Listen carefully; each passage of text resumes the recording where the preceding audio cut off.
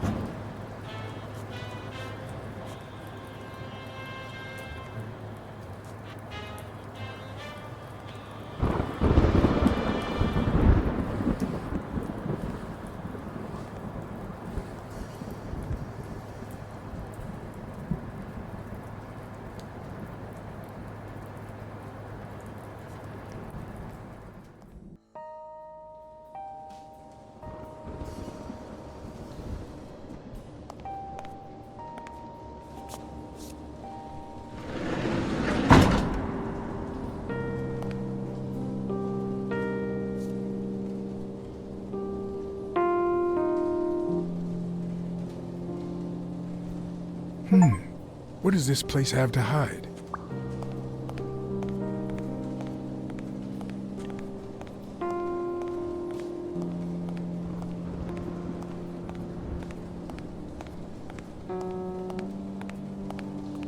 Will I need help? Who would I call?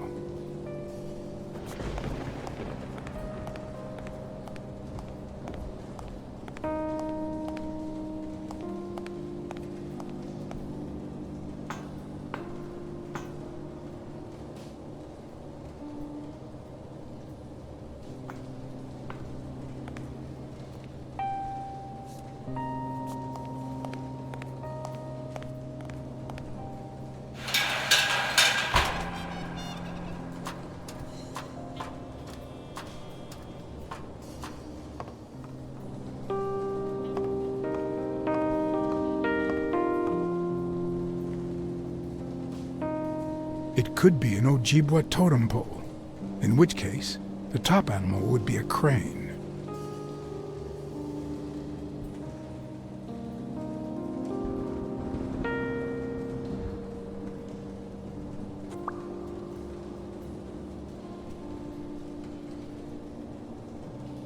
A dream catcher. It's supposed to protect children during the night, trapping all evil in its spider web. If I'm not mistaken, these are incense sticks, used in cleansing rituals.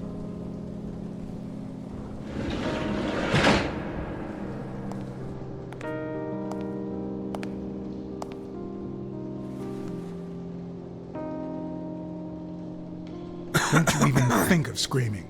I might not even talk.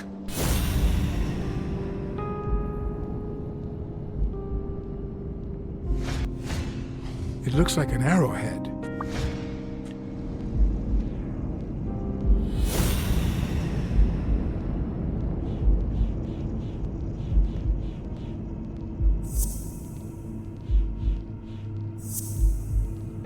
Everything seems to prove that Gil is a Native American, and I'm almost sure that the woman in the picture is his mother. You know who'll always believe in you? Your mother. My mother never lost her faith in me. And I gave her plenty of reasons when I was a kid. It all started with something as stupid as keeping the change when she sent me for groceries. Then I started stealing fruit from the street stands. And finally, I turned to pickpocketing. Somehow, my mother managed to keep me in school until I got into college. But I never gave her reasons to believe in me then either. I made new friends. The type of friends that convince you to do things that wouldn't make a mother proud. Then Pearl Harbor happened. I got drafted and sent to Europe. They told me killing was my moral duty, but I discovered it could be addictive. Not all victims were Nazis. But when I got back, I was treated like a pariah, a veteran outcast who never should have come back in the first place. And yet, my mother never ceased to...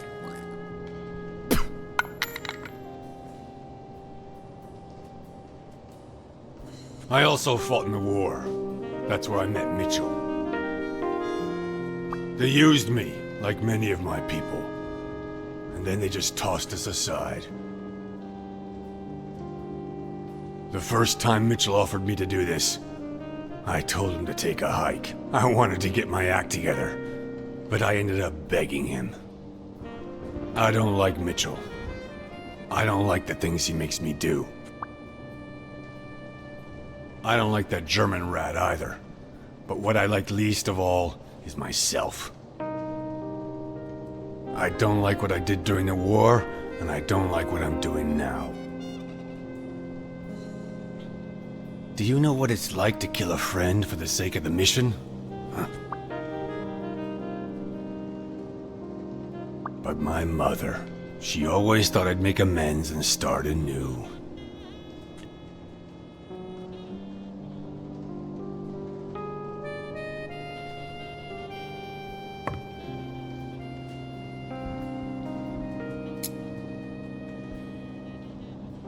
Maybe it's time I did just that. It's number 3.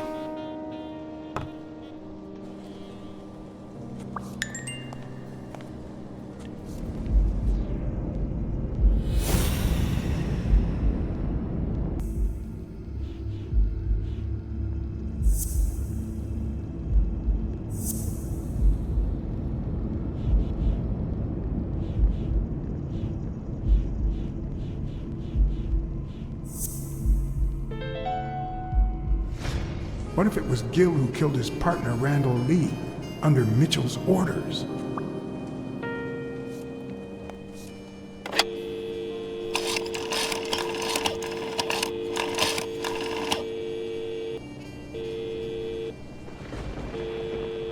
Smirnoff. Pier 36. Meet me in an hour. Blacksad. If you're coming from Montgomery, it's the 6th sea-facing warehouse. What's going on? And bring the cavalry.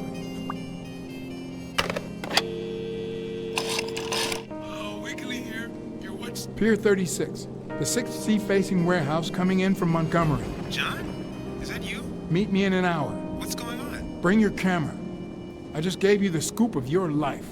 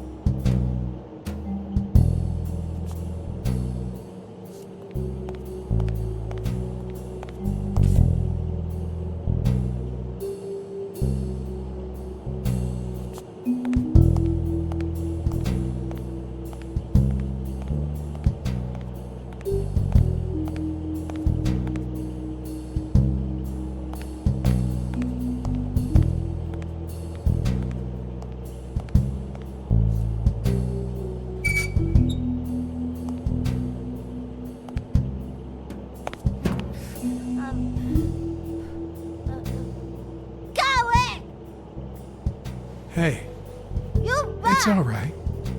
Don't be afraid, little girl. I'm gonna get you out of here, okay? Vita, no hurt.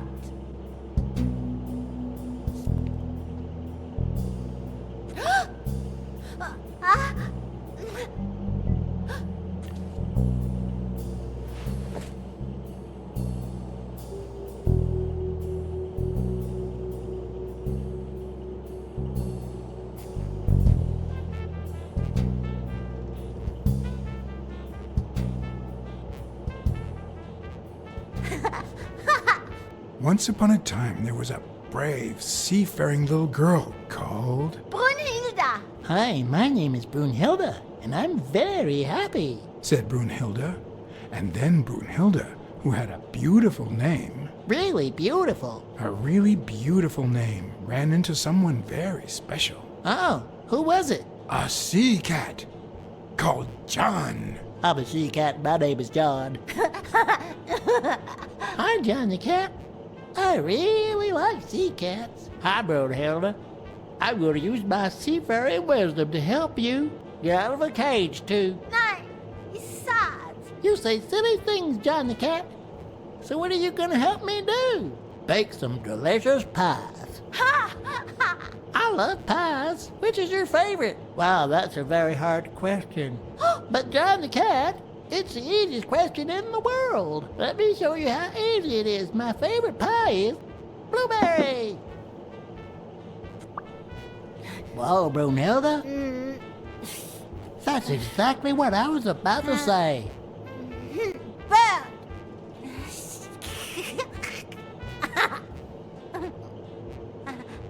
Bird. John. Brunhilda. Freund.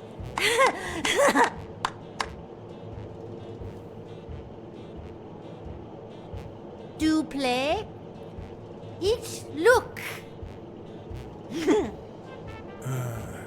Okay. Hi, Bird. Why are you wearing that mask? Weil. Gas.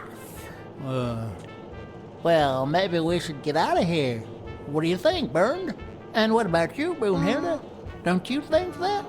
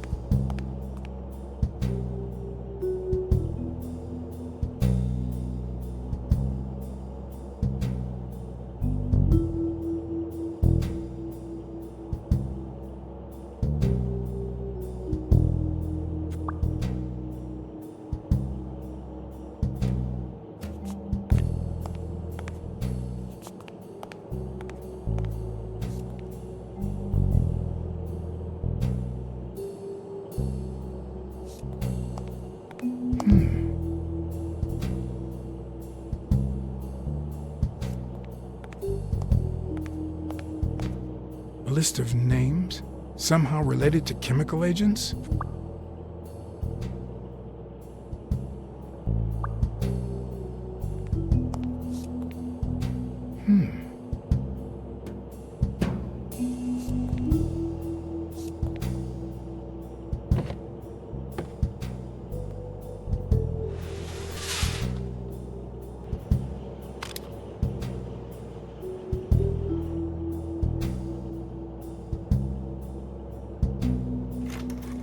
Subject, Brunhilde Gruner. Treatment, day 1500. The patient's ability to speak continues to diminish. Now she can only pronounce the occasional word in German.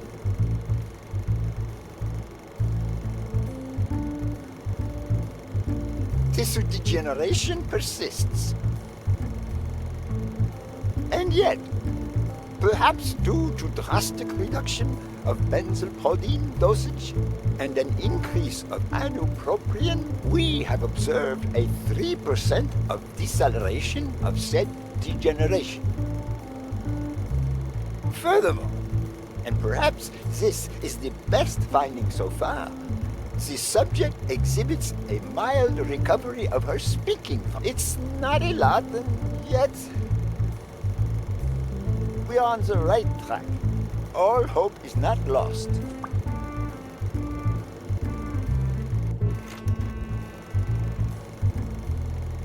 Subject, Craig Spano. Treatment, Day 0. The subject is a veteran baseball player who has lost speed, strength, and agility due to the regular aging process. The patient refers intense pain on the right scapula, most likely caused by an old injury. The goals of our medical approach are twofold. To relieve pain caused by the prior injury so that the subject can play without symptoms, and to help the patient regain the physical condition lost in the aging process, thus allowing him to perform at elite levels. Treatment.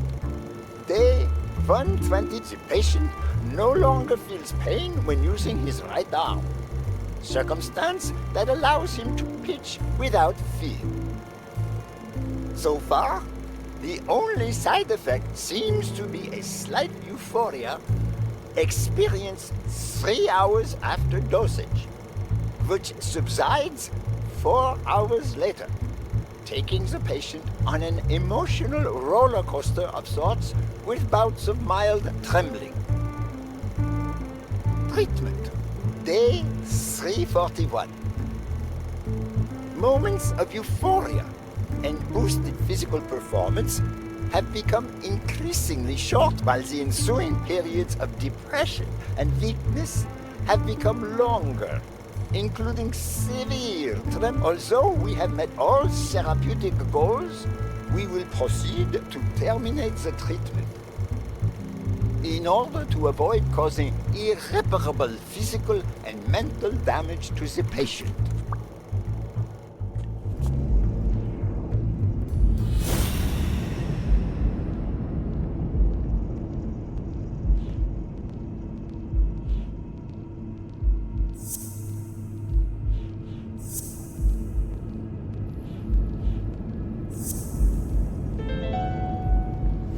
Mitchell is cashing in by selling drugs to enhance athletes' performances.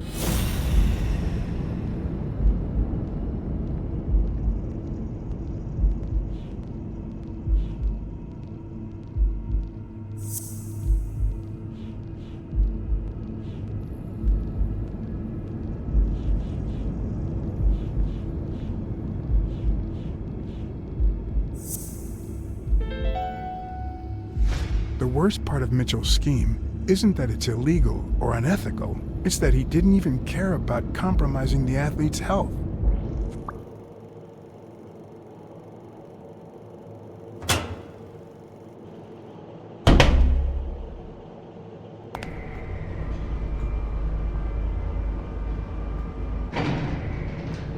Gil? You know you're not allowed down here? You know you're not allowed. You bastard! I should kill you right here, right now! I don't know. You don't know? I know you're testing drugs on that girl. Brunhilde? No, she's my daughter. She was born with a degenerative disease, a rare condition similar to the Angelman syndrome. There are only 4 known cases like hers, and none of the patients reach the age of 5. But I couldn't give up. I continued to research and found something. It didn't make her better, but anyway, that same treatment used on healthy subjects seems to improve their stamina and their reflexes. It also seems to improve their pain threshold. Somehow, the Reich heard about my experiments and tried to recruit me to create super soldiers. Yes, that Reich. We're talking late 30s, Berlin. I escaped with Brunhilde and came to your country. But the American military also heard about me. I spent the entire war experimenting with drugs on soldiers. Some were highly effective, I must say. When the war was over, my experiments were discarded. I was forbidden all access to the drugs, and Brunhilde got worse. But then God sent me Angus Mitchell. We had met during the war, and he came to offer me a deal. I would make drugs for athletes, and he would sell them. With my earnings, I could pay for Brunhilde's treatment. What else do you want me to say? What are the long-term effects of those drugs? It depends on the patient, but they all develop an addiction, even Brunhilde. They also suffer other symptoms. Some become delirious. She's losing muscle mass by the day. Others lose their ability to focus, and some, slowly but surely, lose it all. About those pills.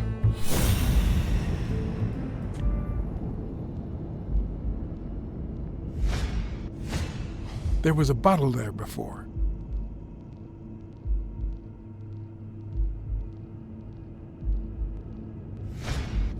What is he looking at?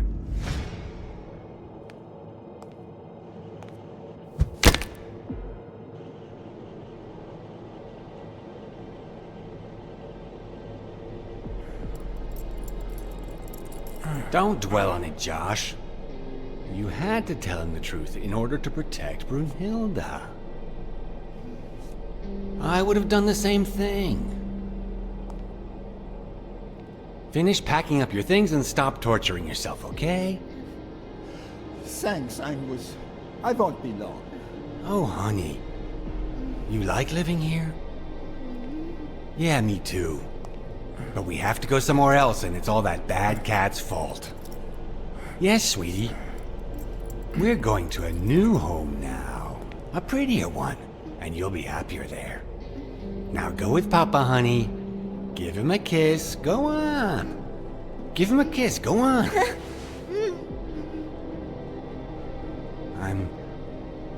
I'm sorry about this, Josh, but we gave it our best, didn't we? What? What do you mean, Angus?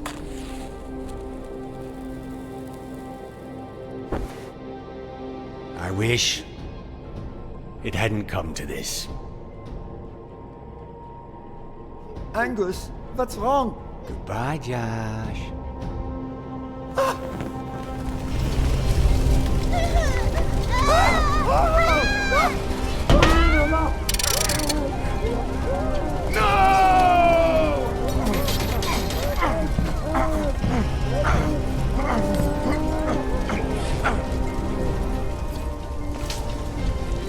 I hope you're happy, you son of a bitch.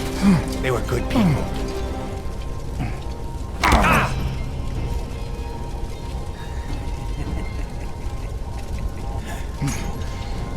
I hope that made you feel better. I like it when you smile. You're so far from the truth. What the?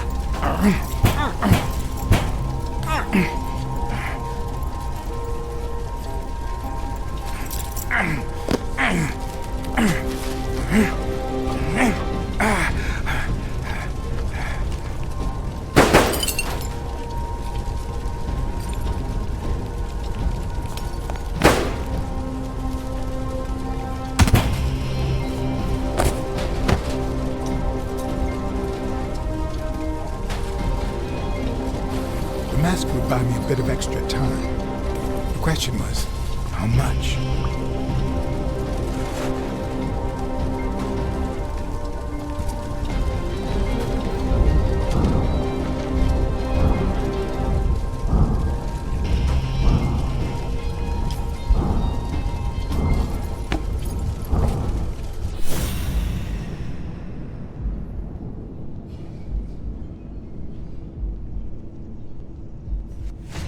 Bano?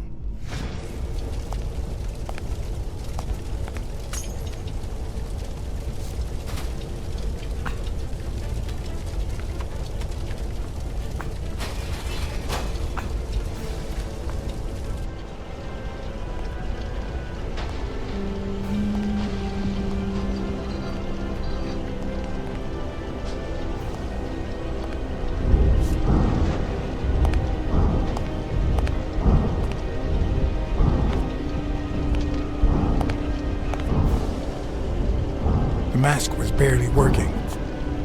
I needed fresh air.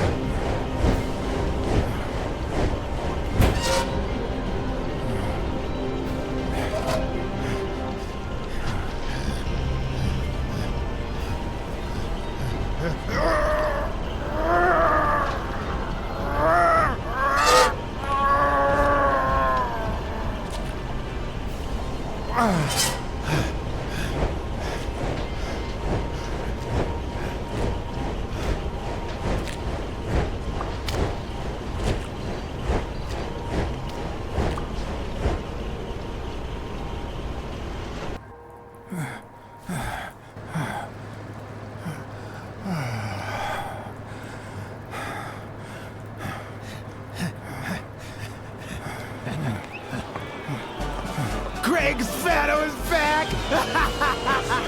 Did you miss me? Who wants to see a home run?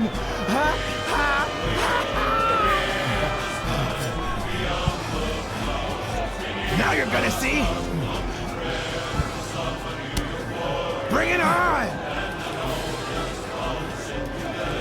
Let's go!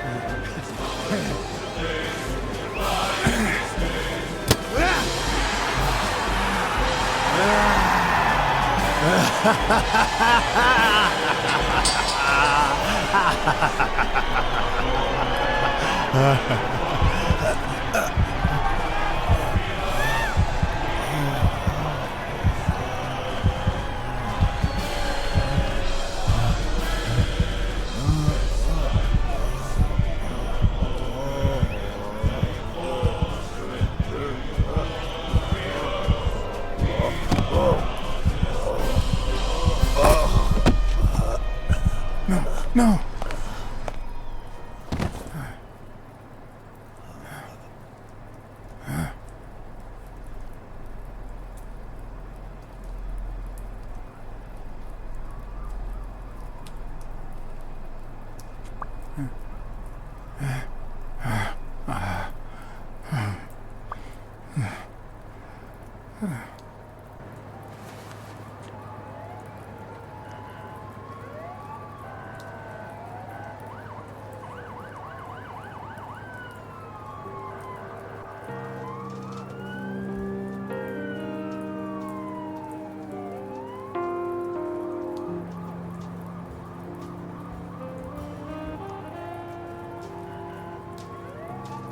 Don't torture yourself. You did everything you could. Will he make it? The doctors think so. They found him unconscious by the basement door. What?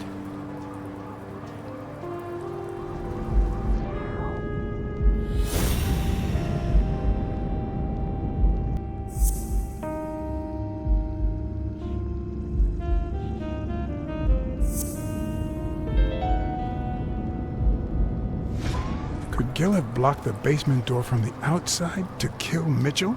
You think? That's a serious accusation. Are you sure, or is this just a theory of yours? It's just a theory. Let's hope we get the truth out of him. Huh. You think Gil was involved in the previous murders? What if it was Gil who killed his partner, Randall Lee, under Mitchell's orders? Another serious accusation. Are you sure? No, I'm not sure yet. But it very well could be the case. Wait, couldn't Mitchell be Randall Lee's murderer?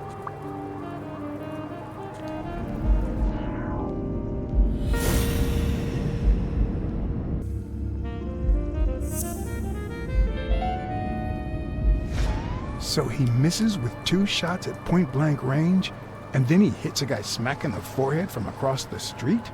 No. Mitchell is not the sniper who wiped out Randall Lee. Yeah, I guess you're right, but we still don't know what caused Craig Spano's death.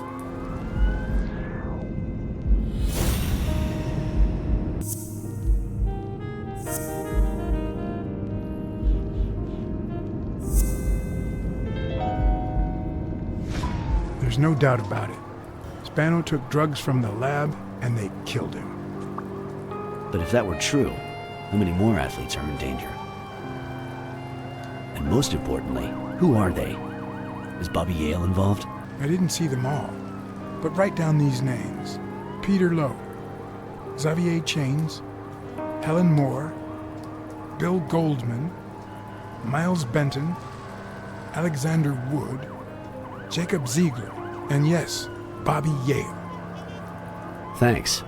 Saving lives for a change, huh? In any case, thanks for the call. I was starting to think you'd never trust the police again. I don't trust the cops. I trust you. Smile, Johnny boy. Thanks for the tip. This is going to win me the Pulitzer. Get that guy out of here.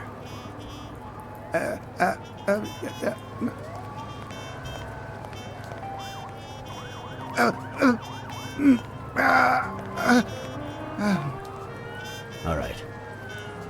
Let's get this over with. When the war ended, Mitchell convinced Grun to use his super soldier drugs on elite athletes.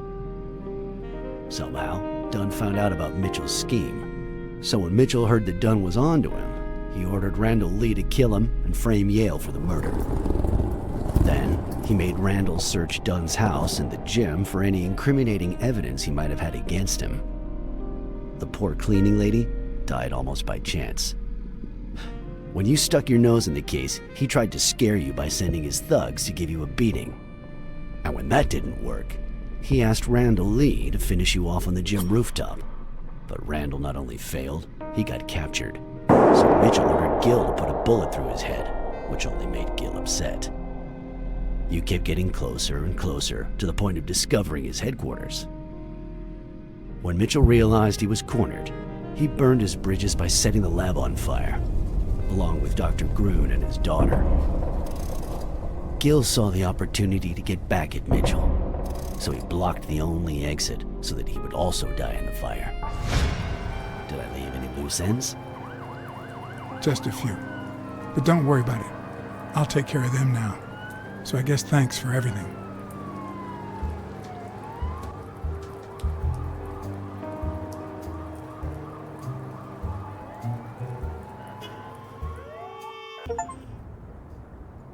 In your classic noir films and novels, solving a case never amounts to a happy ending.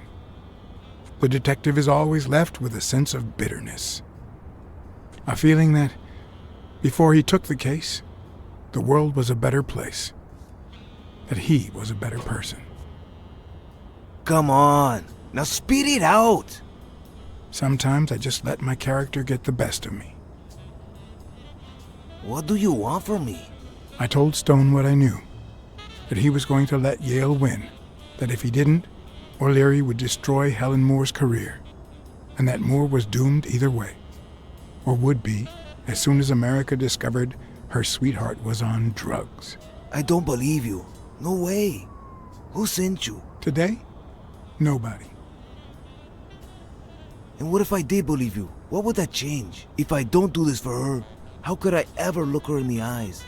How could we stay together? You think you'll stay together when you lose your title and they accuse her of doping? At least I know I tried. I know your record. Your rise to the top is clean. Free of both O'Leary's and drugs. God. You might just be one of the only honest athletes I've met recently. Please don't let them change that. Is it all about being professional to you?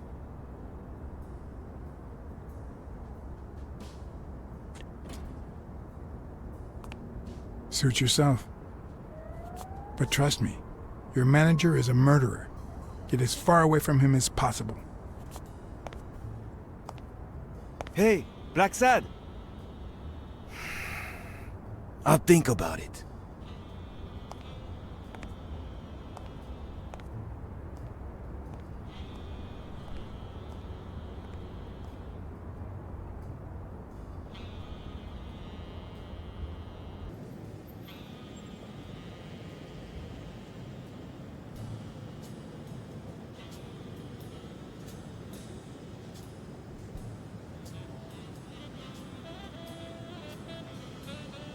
Yale confirmed to me that Dunn found out that Mitchell was giving him meds.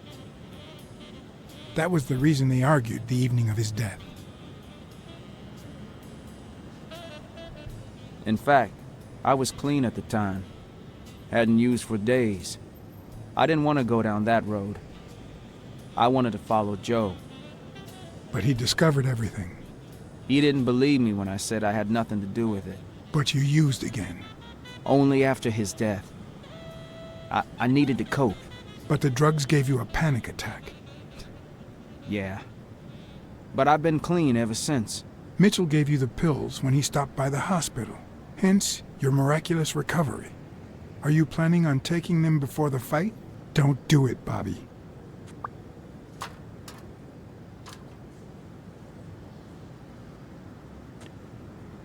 Someone has to save the gym. I owe it to Joe. And Sonia. And my Aunt Mary. Your father would never have done this. What? I told Yale everything I knew about his father's death. I couldn't say how he took it. Just like I can't tie it to the mysterious drowning of Desmond O'Leary, who appeared dead in the Hudson River next to Pier 27 several weeks later.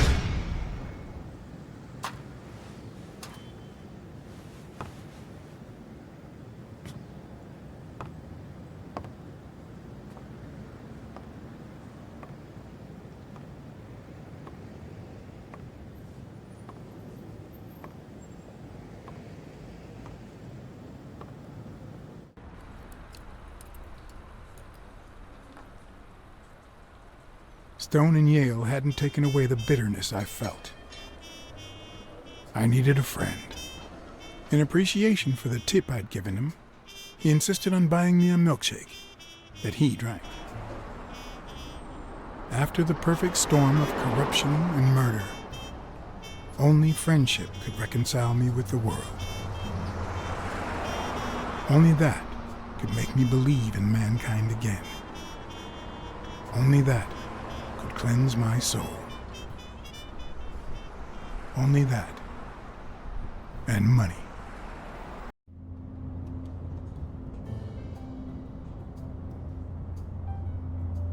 In your standard noir novel, Yale and Stone would be punished for breaking the rules. There would be justice for Sonia, the victim. But this was the real world. As the detective who had cracked the case, I just had to get my paycheck and be on my way. Nice to meet you, Mr. Blacksad. Mr. Thorpe is on his way. Care to take a seat while you wait? I guess I'll just have to wait. He'll be here in a minute. Please, take a seat.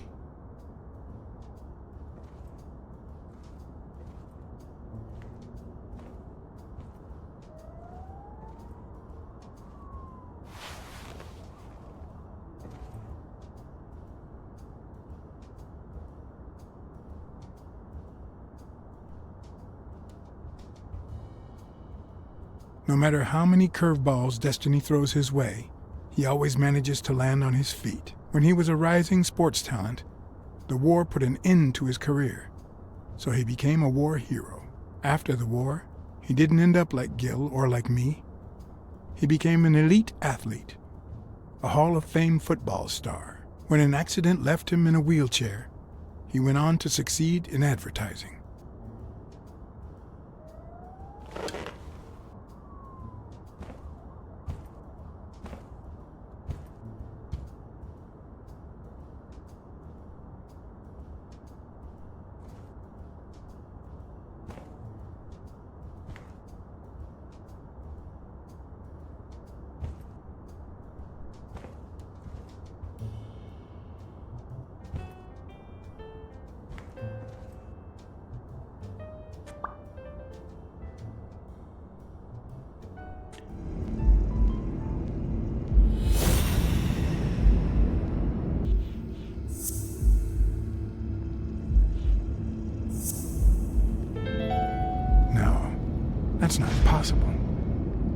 But what if Tim Thorpe was somehow involved in Mitchell's operation? Mr. Blacksad? Mr. Thorpe is running later than expected, but he insists on meeting you, if you don't mind. Sure. As long as you help me fight off this boredom. That's not in my job description, but...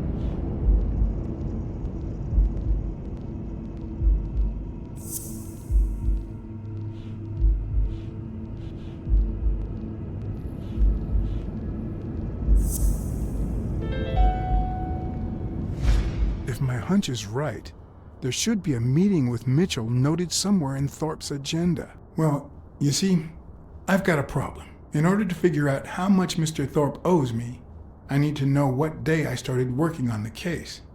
But I can't remember. You wouldn't have that written down, would you? It sure wasn't on my shift. I'd remember.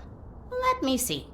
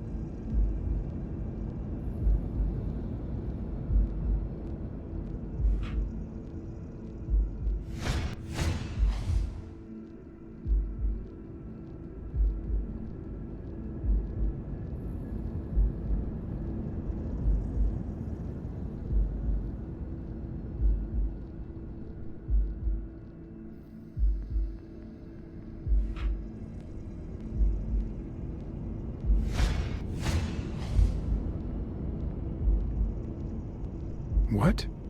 Dunn was here 2 days before he died? Why didn't Thorpe ever mention that? I'm sorry, but your name's not on here. Wait, I just remembered something. The day I came, Joe Dunn had just walked out the door. Well, no. You don't have any appointments. Although, I guess I could have forgotten to write you in. Mr. Dunn, who's usually very kind, left in a flurry. He even slammed Mr. Thorpe's door. Okay. Now I know I have to get into Thorpe's office. And he didn't even say goodbye. Yes, that was the day. You don't recall me because the minute I saw Dunn stomp out, I followed him. I never actually came in. Of course. That explains it. No doubt. So, since it looks like Mr. Thorpe won't be here soon, I think I'll go take a walk down the hall. Gotta stay in shape.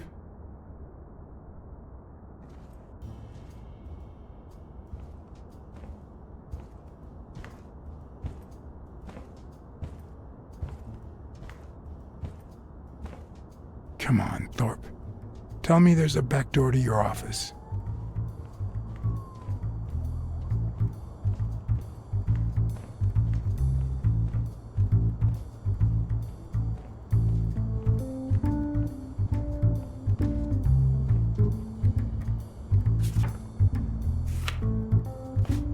So, you had something to do with that chest expander after all.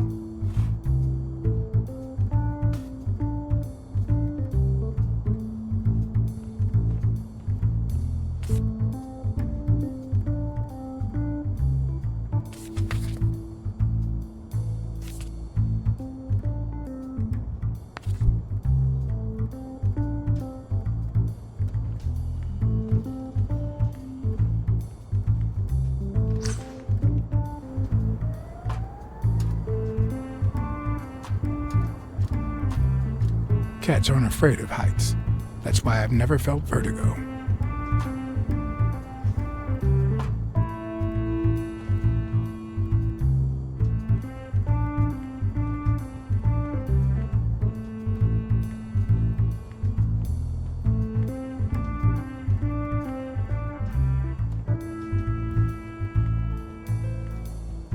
In my experience, when something looks really good, it ends up smelling really bad.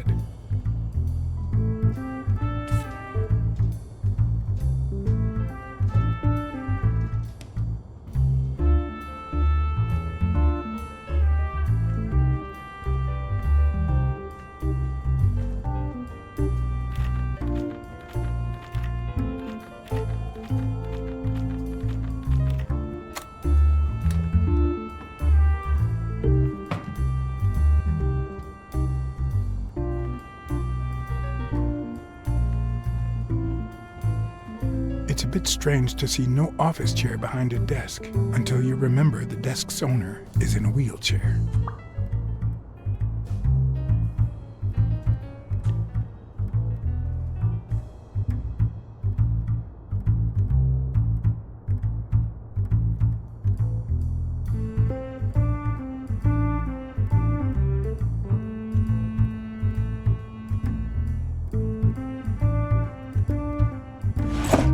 Oh, crap.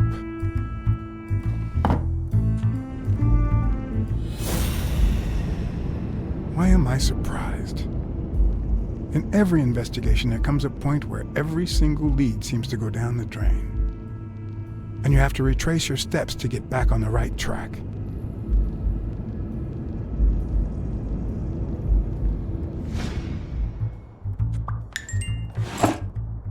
Of course.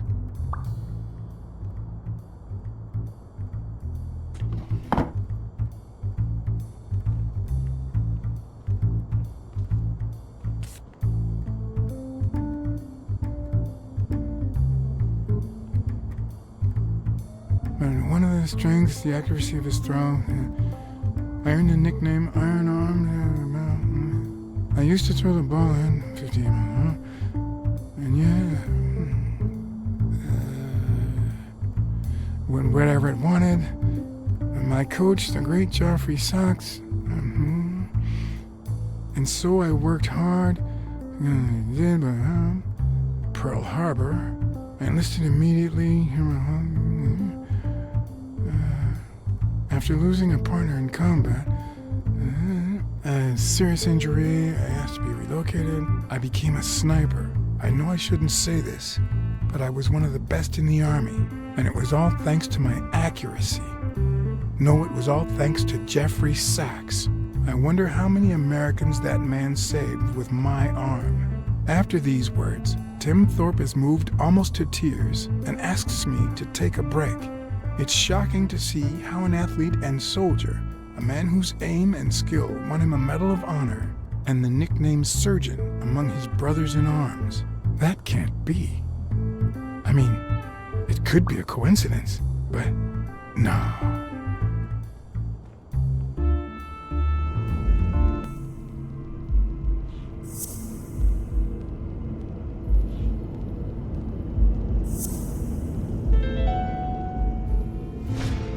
Wait, what if Groon's drugs helped Thorpe walk?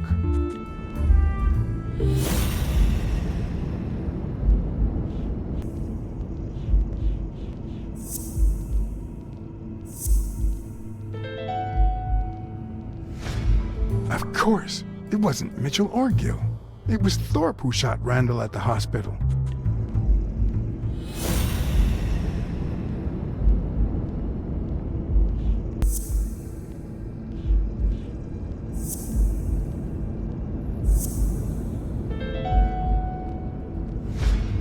That's it. Thorpe is the man behind the whole drug operation. Everything adds up now. And yet I can already hear Smirnov telling me I have no conclusive evidence. What if I set a trap for Thorpe? But how?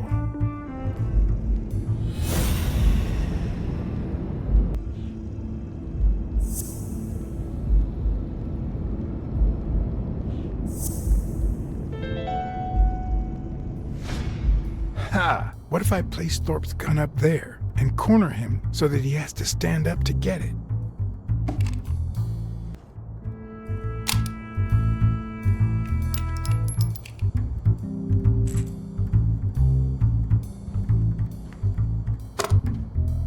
The show was about to begin. All I needed was an audience and some patience.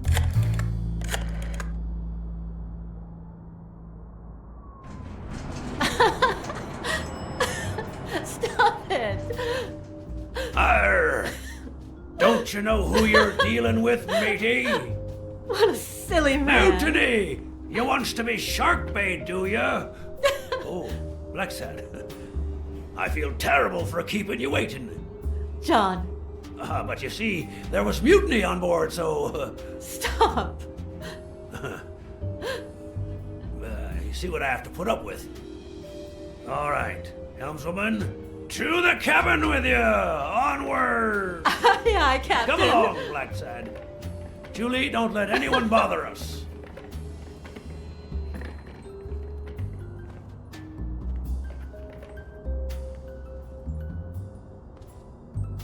Honey, will you wait in the boardroom for me, please? But I'll just be a minute then. I think you've already suffered enough. okay. And think about where you'd like to have dinner tonight, okay?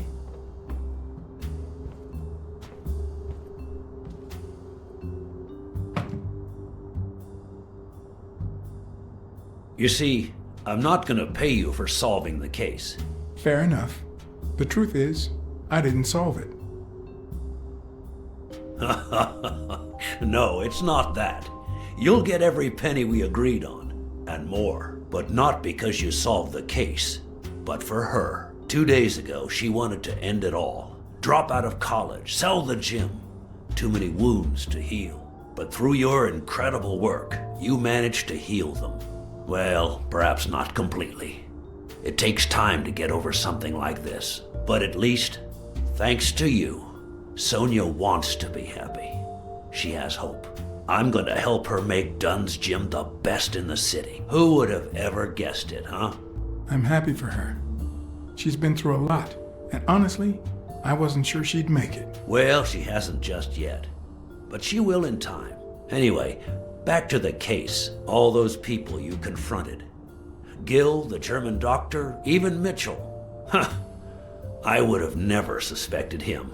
Did they say anything? Why did they do it? Did they mention any accomplices? I think the only accomplice was Randall Lee. Oh yeah, that bastard. You see, besides my esteem for Joe and Sonia, this ordeal really hits close to home. I don't follow. How do you mean? Sports are my livelihood.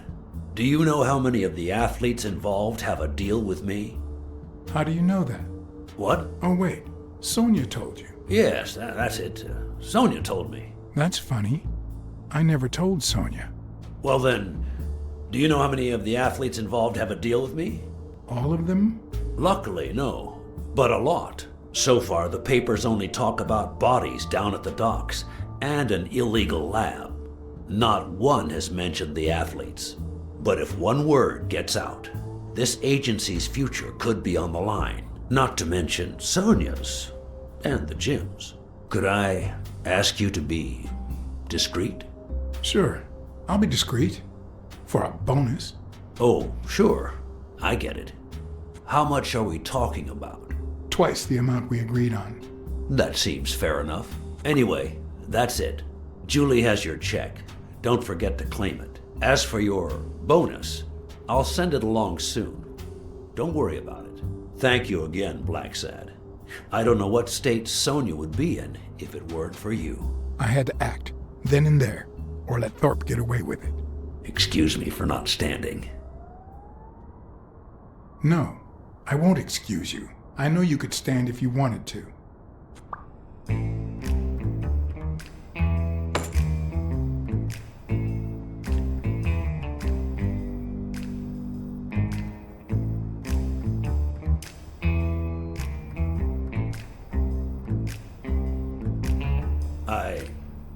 I'm sure you've got good intentions, but you're wrong. What makes you think that? I'm sure there's an explanation. According to Spano, the mastermind was a certain surgeon. I thought it was Mitchell, but now I know the truth. A journalist told me. Ring a bell? I know that you are a highly skilled sniper, and I think it was you who shot Randall Lee at the hospital.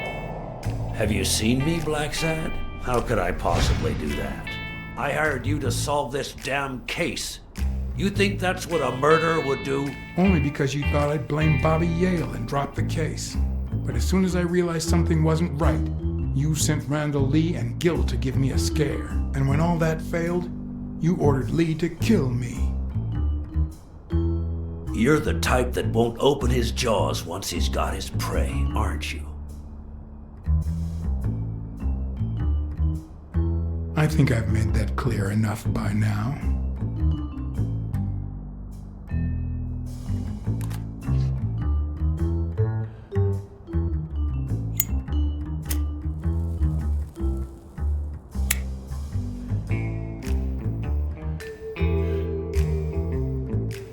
Put yourself in my place for a minute.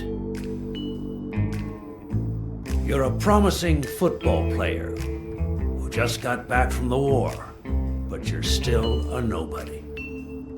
The man you saved kindly opens his house to you, and that man is still undone by his wife's passing. He works all day at his gym, and he drinks himself to sleep at night. So you practically end up raising his daughter. You give her her very first abacus. You encourage her to further her education. You comfort her when she misses her mother and her father.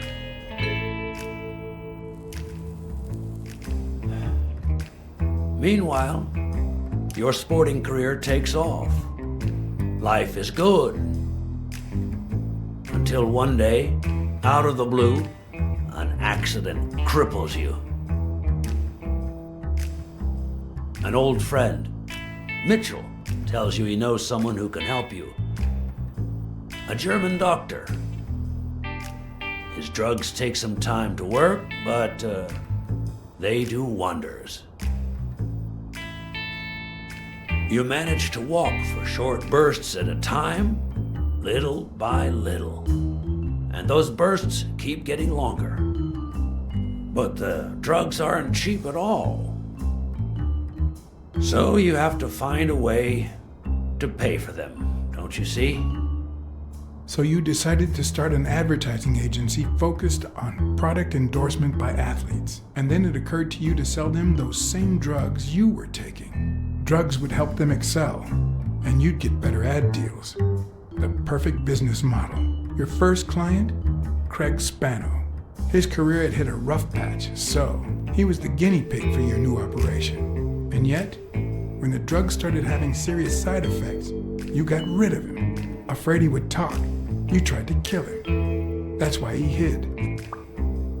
From then on, your business was smooth sailing. You even began to think you were above the law. You thought that you were untouchable. Until Joe Dunn found out, and then, 2 days before his unfortunate death, he came to see you. That's enough now! You stop it!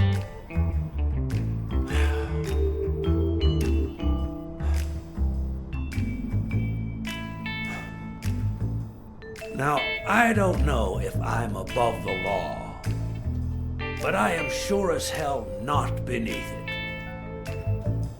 Do you know how much power I have? The kind of people I eat with every day? I could shoot you right now, and nothing would happen to me. With that gun you keep in your drawer? I'm afraid not. I placed your pistol out of reach, just in case you happen to confirm my suspicions, Ironarm. And now, if you'll excuse me, I have an appointment with the police.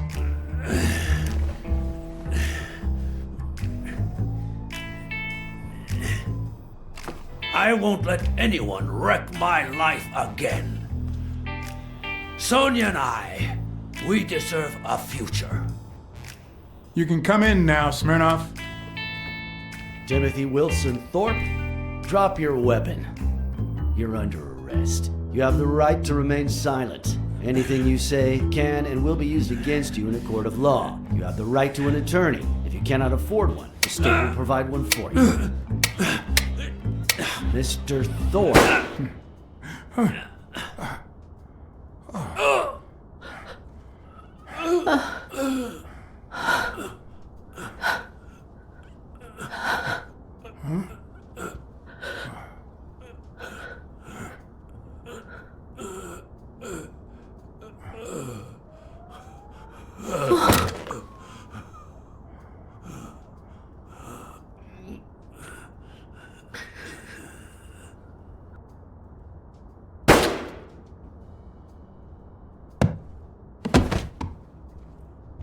No.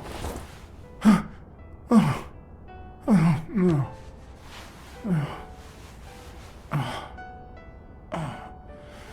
Oh, no. Oh, my God.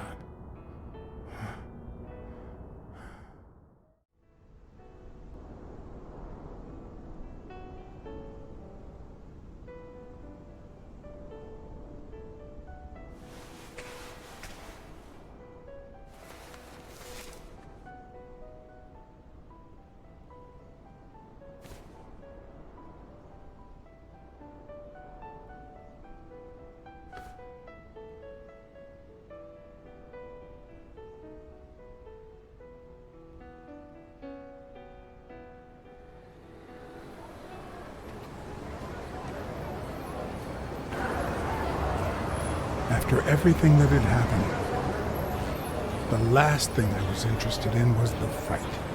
Did Yale take drugs before the fight? Did Stone let him win? I had done everything in my power for things to go the way my moral compass dictated. Whether anyone would listen to me, that was another story.